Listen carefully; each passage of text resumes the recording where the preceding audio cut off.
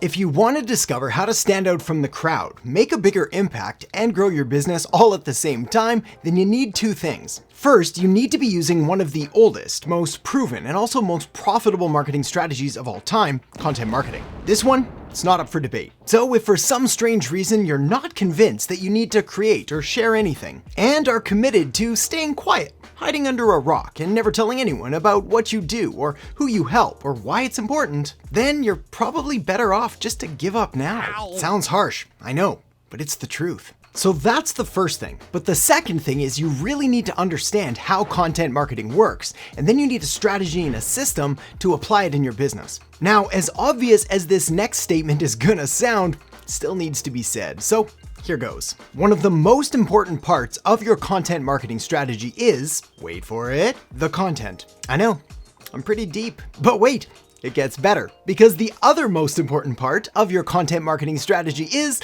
the marketing. This is because it's not the best business in the world that wins, it's the business with the best marketing, and the same thing applies to your content. So let me show you how it's done by breaking down step by step the exact content marketing framework that I use that enables me to create between 1,000 to 2,000 words of content every single day, plus videos, plus podcasts, plus social media posts, plus emails. So you can do the same. But before I dive into the exact steps you need to take, first a real quick message from this video's sponsor, Sunsama.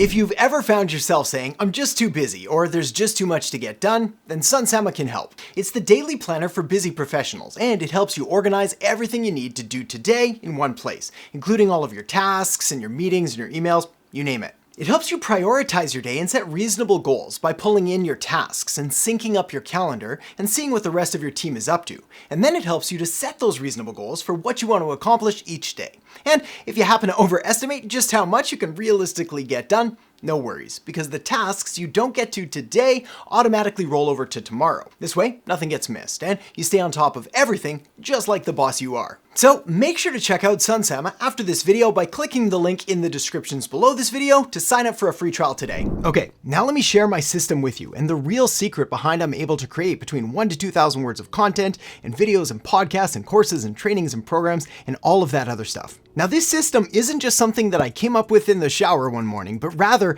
it's been an evolution over the past 10 years as a content creator. And I remember those early days well. The hours, days, maybe even weeks staring at a blank screen, not knowing what to write. The pain and frustration of getting tongue-tied on camera, nervously sweating and seriously questioning all of the life choices that I'd made up to this point. And the millions and millions of dollars in lost profit by failing to say the right things to the right people at the right time. So to help you avoid those exact same mistakes, let me walk you through it now. There are 7 steps in total, and it all starts with the find filter. The find filter is the first filter I want to introduce you to.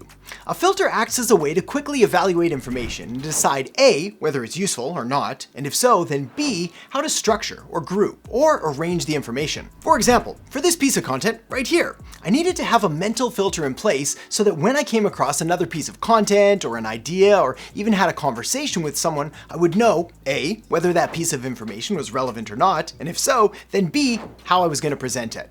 So because this content right here is about content and how to use it to reach your audience and connect with them on a deeper and more substantial way, well, that's the filter I want to keep in mind as I go through my days. Now, I'm typically working on a few pieces of content at once, but fortunately, most of it is centered around marketing and business. So these filters at this point are pretty well baked into my thinking. Okay, next is consume. Maybe this sounds familiar. You sit down at your computer, maybe in front of your camera or however else you create content, you're ready to go, and then nothing. We can call it writer's block or getting tongue-tied or running out of ideas or whatever else you want to call it. But the fact is, it's not actually true. You see, we, as humans, we never run out of ideas. Our brains are always going, always. Sometimes I wish they'd stop, but they just keep going. So what's more likely is that all of these ideas that you're having are stuck behind some kind of an invisible wall that needs to be smashed through. And the best way to do that and to smash through that wall once and for all is to always be consuming high quality content. You see, high quality content is both motivating and inspiring, and it helps to build momentum. The fact is, the consistent consumption of quality content is a catalyst for creation.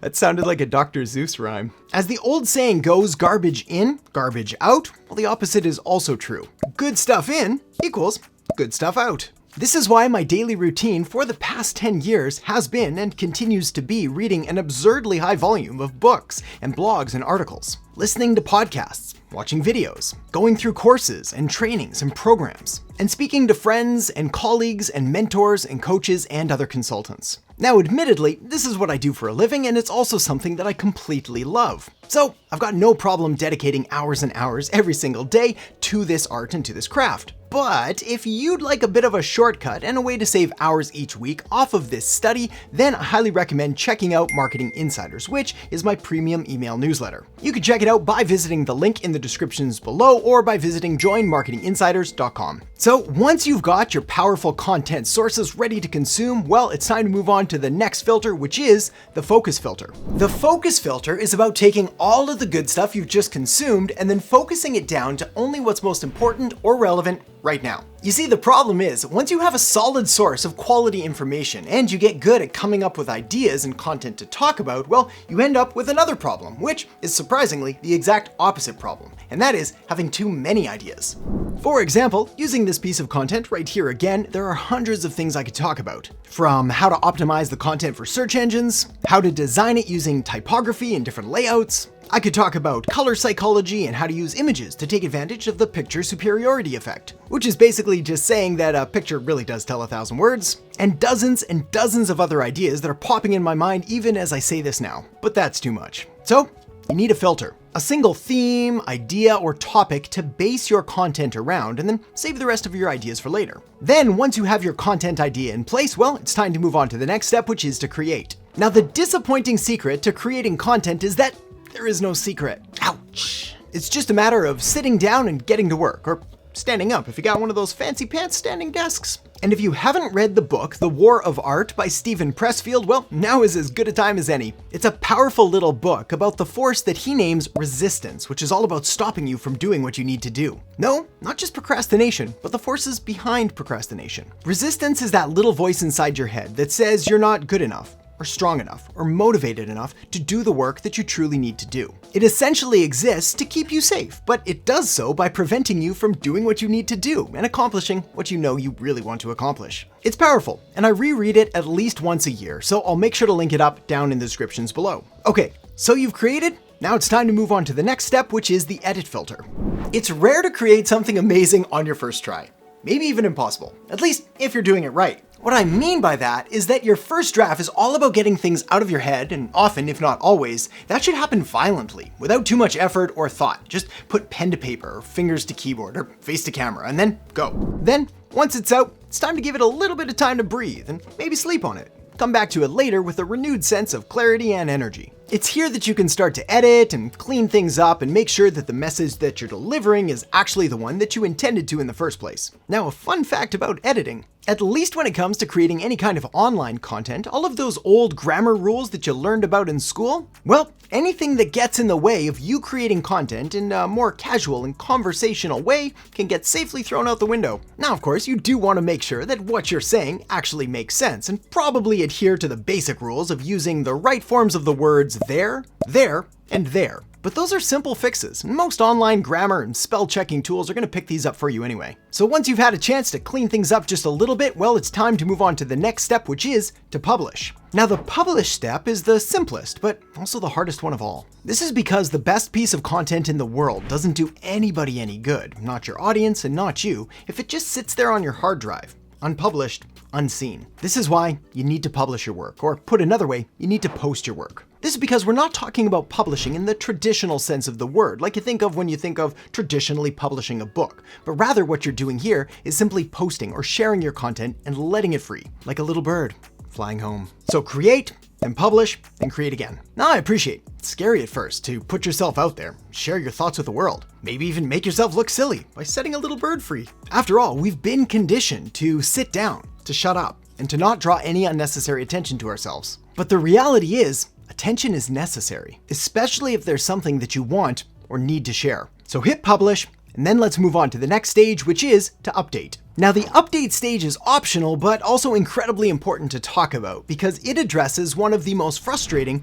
but equally freeing elements of the entire content marketing game. And that is, not all of your content is going to work. In fact, Most won't. Most videos that you make won't get many views. Most posts won't get many likes. Most articles won't get many comments. Most podcasts won't get many downloads. And most blogs won't get many shares.